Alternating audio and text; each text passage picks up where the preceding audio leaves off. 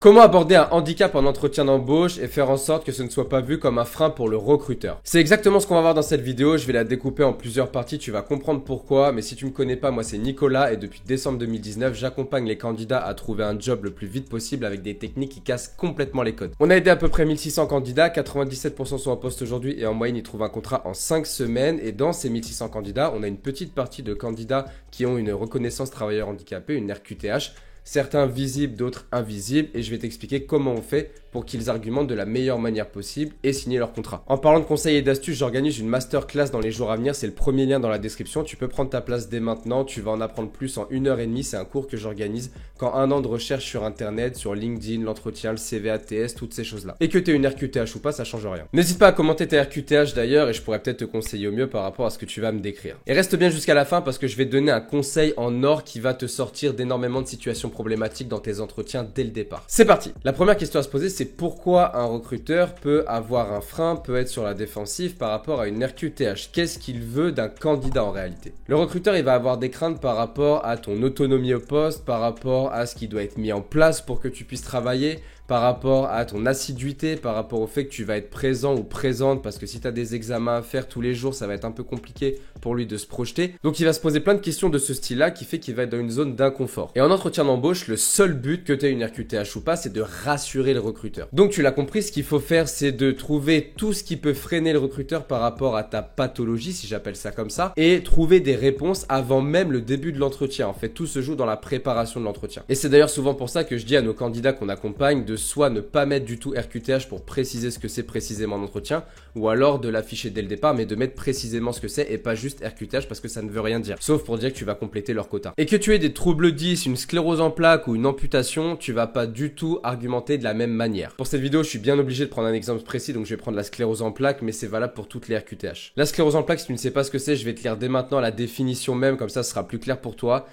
C'est une maladie où le système immunitaire attaque par erreur la protection des nerfs, ce qui perturbe la transmission des messages entre le cerveau et le reste du corps. Cela peut provoquer de la fatigue, des troubles moteurs ou visuels, mais chaque personne vit la maladie différemment et avec un bon suivi, on peut continuer à avoir une vie active et pleine de projets. C'est important, je te donne la définition parce que tu vas comprendre pourquoi après. Maintenant que tu as identifié les potentielles craintes du recruteur, il va falloir que tu prépares ton argument. La première chose intéressante, c'est de mettre en avant la gestion personnelle de ta maladie, ce que tu apprends en termes de soft skills. Ça peut être l'organisation, ça peut être l'écoute active, ça peut être l'empathie, toutes ces compétences que tu es entre guillemets forcé de développer encore plus avec ta RQTH. La gestion du stress également, et ça tu peux l'argumenter très facilement en entretien, et ces compétences-là, avec ton quotidien, tu les as forcément beaucoup plus fortes qu'une personne qui n'a pas d'RQTH et qui n'est pas confrontée à ça. Donc ça, tu peux l'appuyer et faire des parallèles avec l'offre d'emploi en question. Une fois que tu as fait ça, il faut absolument que tu évites l'erreur que font 90% des candidats en situation d'RQTH que j'accompagne. Centrer tout l'argumentaire autour de la maladie. Même si ça représente 90%, 95%, 99% de ton quotidien,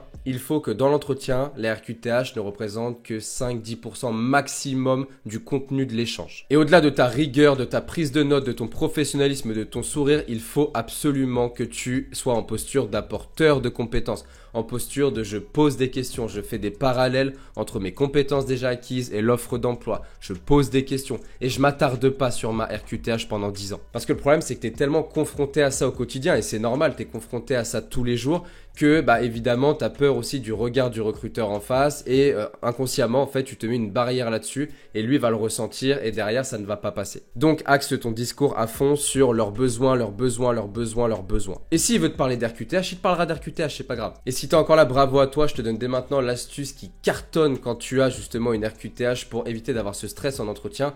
C'est la technique du icebreaker. La technique du icebreaker, c'est d'amener toi-même le sujet qui t'embête dès le départ avant même que le recruteur ne l'aborde. Et contrairement à ce que la plupart des gens pensent qu'il faudrait mieux le cacher, ne pas en parler, si le recruteur ne le voit pas, tant mieux.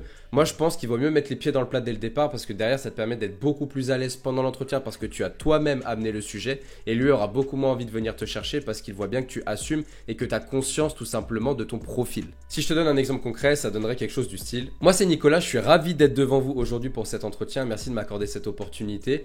Merci aussi de m'accueillir parce que vous l'avez vu certainement, j'ai une RQTH, une sclérose en plaques qui a été diagnostiquée il y a quelques années maintenant. J'ai un suivi médical qui est extrêmement régulier, tout se passe très bien, ça me permet d'être opérationnel dans mes différentes missions et de ne pas m'absenter quand je suis au travail. J'espère qu'on aura l'occasion d'en reparler parce que je sais que c'est un sujet qui peut être important. Mais merci pour ça en tout cas et j'espère qu'à la fin de l'entretien, on se rendra bien compte que finalement ce n'est absolument pas un frein et que votre besoin est plus important que tout le reste. Et bien évidemment que tous les conseils de cette vidéo n'effaceront pas ta RQTH, mais il y a des moyens pour atténuer la réaction de la personne en face, de faire en sorte que ça passe mieux, que tu sois moins stressé à l'idée d'amener le sujet, et tous ces conseils sont dans cet objectif. Voilà, j'espère que tu as kiffé ce petit contenu ultra concret. N'hésite pas à t'abonner, à rejoindre la masterclass, premier lien dans la description, c'est dans les jours à venir, donc inscris-toi dès maintenant. Abonne-toi aussi parce que beaucoup de contenu arrive encore cette année, et je te dis à très vite pour une prochaine vidéo. Ciao.